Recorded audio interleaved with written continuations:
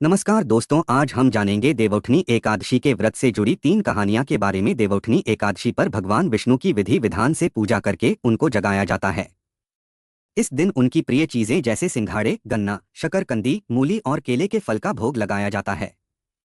इस दिन भगवान विष्णु बेहद प्रसन्न मुद्रा में होते हैं।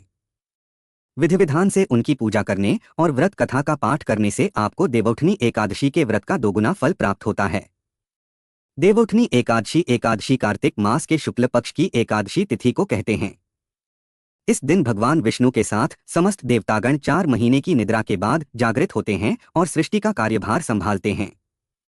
इस दिन भगवान विष्णु की विधि विधान से पूजा की जाती है और उनकी प्रिय वस्तुओं का भोग लगाया जाता है। इसके साथ ही पूजा में देवउठनी एकादशी की व्रत कथा का पाठ किया जाता है। इसका पाठ करने से आपको भगवान विष्णु का आशीर्वाद मिलने के साथ ही आपको व्रत का दोगुना फल प्राप्त होता है। आइए देखते हैं देवउठनी एकादशी की व्रत कथा। दोस्तों, वीडियो में आगे बढ़ने से पहले वीडियो को लाइक और चैनल सनातन शॉर्ट्स को सब्सक्राइब अवश्य कर ले ताकि ऐसी धार्मिक वीडियो आपके पास सबसे पहले पहुंचे। अब बात करते हैं देवउठनी एकादशी की पहली कथा। एक राजा के राज्य में सभी लोग एकादशी का व्रत रखते थे। वहां की प्रजा नौकर चाकरों से लेकर पशुओं तक को एकादशी के दिन अन्न नहीं दिया जाता था। एक दिन किसी दूसरे राज्य का एक व्यक्ति राजा के पास आकर बोला, महाराज, कृपा करके मुझे नौकरी पर रख लें। तब राजा ने उसके सामने एक शर्त रखी कि ठीक है, रख लेते हैं, लेकिन रोज तो तुम्हें खाने को सब कुछ मिलेगा, पर एकादशी को अन्न नहीं मिलेगा। उस व्यक्ति ने उस समय हाँ कर ली, पर एकादशी के दिन जब उसे फलाहार का सामान दिया गया तो वह राजा के सामने जाकर गिड़गिड़ाने लगा, महाराज, इससे मेरा पेट नहीं भरेगा, मैं भूखा ही मर जाऊंगा, मुझे खाने के लिए अन्न दे दो। राजा ने उसे शर्त की बात याद दिलाई, फिर भी वह अपनी बात पर अड़ा रहा और अन्न छोड़ने को राजी नहीं हुआ। तब राजा ने उसे आटा, दाल, चावल आदि दिए। वह नित्य की तरह नदी पर पहुंचा और स्नान कर भोजन पकाने लगा। जब भोजन बन गया तो वह भगवान को बुलाने लगा, आओ भगवान, भोजन तैयार है। उसके बुलाने पर पीतांबर धारण किए भगवान चतुर्भुज रूप में आ पहुंचे और प्रेम से उसके साथ भोजन करने लगे। भोजनादि करके भगवान अंतर्धान हो गए तथा वह अपने काम पर चला गया। 15 दिन बाद अगली एकादशी को वह राजा से कहने लगा कि महाराज, मुझे दुगुना सामान दीजिए। उस दिन तो मैं भूखा ही रह गया। राजा ने कारण पूछा तो उसने बताया कि हमारे साथ भगवान भी खाते हैं, इसीलिए हम दोनों के लिए ये सामान पूरा नहीं होता। यह सुनकर राजा को बड़ा आश्चर्य हुआ। वह बोला, मैं नहीं मान सकता कि भगवान तुम्हारे साथ खाते हैं। मैं तो इतना व्रत रखता हूँ, पूजा करता हूँ, पर भगवान ने मुझे कभी दर्शन नहीं दिए। राजा की बात सुनकर वह बोला, महाराज, यदि विश्वास न हो तो साथ चलकर देख लें। राजा एक पेड़ के पीछे छिपकर बैठ गया। उस व्यक्ति ने हर रोज की तरह भोजन बनाया और भगवान को शाम तक पुकारता रहा, फिर भी भगवान न आए। अंत में उसने कहा, हे भगवान, यदि आप नहीं आए तो मैं नदी में कूदकर प्राण त्याग दूंगा। फिर भी भगवान नहीं आए। तब वह प्राण त्यागने के उद्देश्य से नदी की तरफ बढ़ा।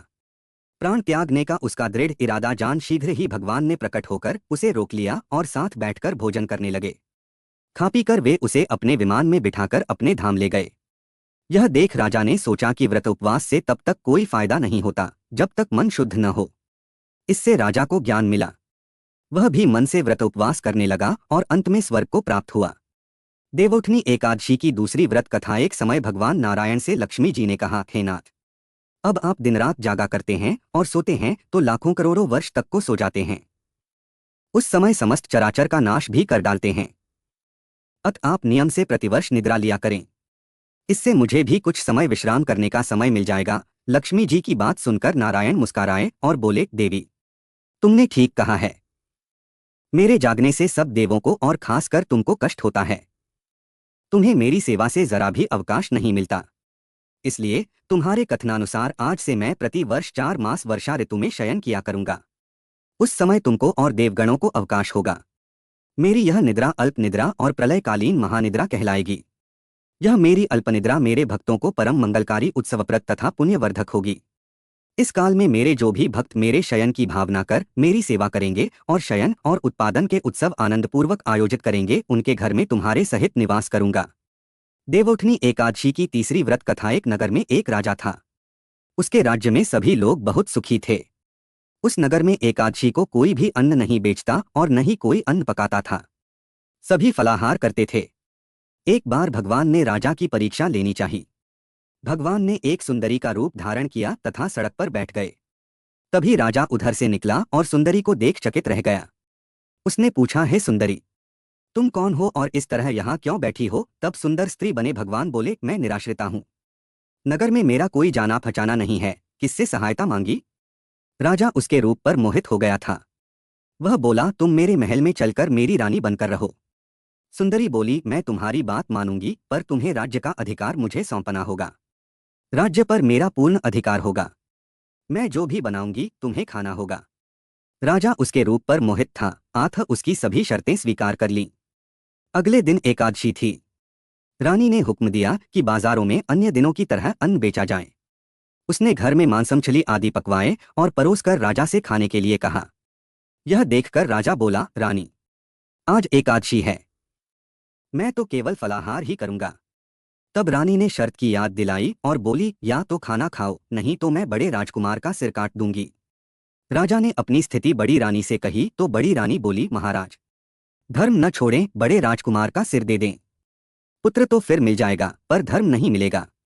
इसी दौरान बड़ा राजकुमार खेलकर आ गया। माँ की आंखों में आंसू देखकर वह रोने का कारण पूछने लगा तो माँ ने उसे सारी बात बता दी। तब वह बोला, मैं अपना सिर देने के लिए तैयार हूँ। पिताजी के धर्म की रक्षा होगी, जरूर होगी। राजा दुहखी मन से राजकुमार का सिर देने को तैयार हुआ तो रानी के रूप से भगवान विष्णु ने प्रकट होकर असली बात बताई। राजन, तुम इस कठिन परीक्षा में पास हुए। भगवान ने प्रसन्न मन से राजा से वर मांगने को कहा तो राजा बोला, आपका दिया सब कुछ है, हमारा उद्धार करें। उसी समय वहां एक विमान उतरा। राजा ने अपना राज्य पुत्र को सौंप दिया और विमान में बैठकर परम धाम को चला गया। तो दोस्तों, मिलते हैं अगले वीडियो। तब तक वीडियो को लाइक और चैनल को सब्सक्राइब अवश्य कर लें और कमेंट में विष्णु जी लिखें।